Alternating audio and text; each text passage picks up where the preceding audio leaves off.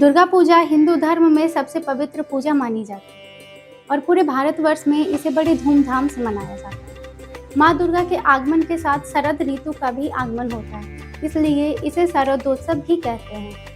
ये पूजा हर राज्य में मनाई जाती है और पश्चिम बंगाल, उड़ीसा और असम में ये मुख्य रूप से मनाई जाती है। पश्चिम बंगाल की दुर्गा पूजा आज विश्व प्रसिद्ध है। हर साल पूरी दुनिया के कई देशों से लोग बंगाल की दुर्गा पूजा देखने आते हैं। भव्य मंडप, चकाचौंध कर देने वाली रोशनी के बीच चमचमाती माँ दुर्गा की प्रतिमा होती है। लेकिन क्या आप जानते हैं कि बंगाल की यह भव्य दुर्गा कब शुरू हुई? किसने पहली बार माँ दुर्गा की पूजा की? आखिर दुर्गा पूजा करने का कारण क्या था? साथ ही बात करेंगे दुर्गा प्रतिमा के सृजन के बारे में कि वेश्याओं के आंगन की मिट्टी से ही क्यों माँ की प्रतिमा तैयार की जाती है। नमस्कार, मैं हूँ मधु पांडे और आप देख रहे हैं भक्ति की शक्ति। तो चलिए वीडियो को शुरू करते हैं।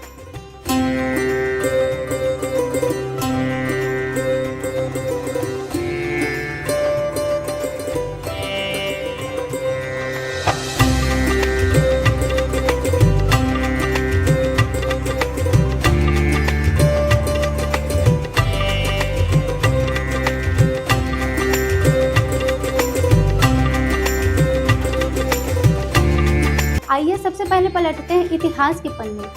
16वीं सदी के 1576 ईस्वी में जब बंगाल का विभाजन नहीं हुआ था, उस समय एक कंस नारायण नामक राजा ने अपने गांव में पहली बार मां दुर्गा की पूजा की। वहीं कोलकाता में पहली बार 1610 ईस्वी में बड़ीसा के रायचौधरी परिवार के द्वारा मनाई गई। तब कोलकाता शहर नहीं बल्कि एक गाँव हुआ करता था जिसका नाम कालीकता था। पौराणिक कथाओं के अनुसार माँ दुर्गा की पूजा एवं नवरात्रि पूजन के कई कारण हैं। इसे बुराई पर अच्छाई की जीत का प्रतीक माना जाता है। माना जाता है कि देवी दुर्गा ने राक्षस महिषासुर से 9 दिनों तक युद्ध किया था और 10वें दिन उसका वध किया था। इसलिए नवरात्रि में 9 दिनों तक माँ के अलग अलग रूपों की पूजा की जाती है। अब आपको बताते हैं कि पश्चिम बंगाल में माँ दुर्गा के प्रतिमा का सृजन किन किन चीजों से किया जाता है और ऐसा क्यों माना जाता है कि वैशाल्य की मिट्टी के बिना प्रतिमा अधूरी होती है। हिंदू मान्यताओं के अनुसार माँ दुर्गा की जो प्रतिमा है उसके लिए 4 चीज काफी महत्वपूर्ण मानी जाती है।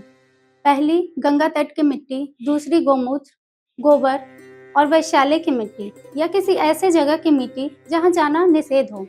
इन सभी को मिलाकर बनाई गई मूर्ति ही पूर्ण मानी जाती है। दरअसल वैश्याओं के आंगन की मिट्टी के बिना माँ की प्रतिमा अधूरी मानी जाती है और माँ दुर्गा पूजा स्वीकार नहीं करती। इसलिए कोलकाता में प्रतिमा बनाने के लिए मिट्टी सोनागाछी से लाई जाती है, क्योंकि ये वहाँ का रेड लाइट एरिया है जहाँ वैश्याएं अपना जीवन यापन करने हेतु देह व्यापार करती हैं और यहाँ आने वाले पुरुष उनकी दहलीज से पार होते हुए अपनी गरिमा, पवित्रता और मर्यादा बाहर ही उतार कर अंदर जाते हैं। इसलिए वैश्याओं के आंगन की मिट्टी को इतना पवित्र माना। ऐसी मान्यता है कि मंदिर का पुजारी या मूर्तिकार वैशाल्य के बाहर जाकर वैश्याओं से उनके आंगन की मिट्टी भीख में मांगता है। मिट्टी के बिना मूर्ति निर्माण अधूरा है, इसलिए मूर्तिकार तब तक मिट्टी को भीख स्वरूप मांगता है जब तक वैश्याएं उसे अपनी इच्छा से मिट्टी ना दें। अगर वैश्या मिट्टी देने से मना कर देती है तो भी वह उनसे भीख मांगता रहता है। प्राचीन काल में इस प्रथा का हिस्सा केवल मंदिर का पुजारी हुआ करता था, लेकिन जैसे जैसे समय बदला पुजारी के अलावा मूर्तिकार भी वैशाल्य से मिट्टी लाने के लिए जाने लगा और ये प्रथा अभी भी जारी है।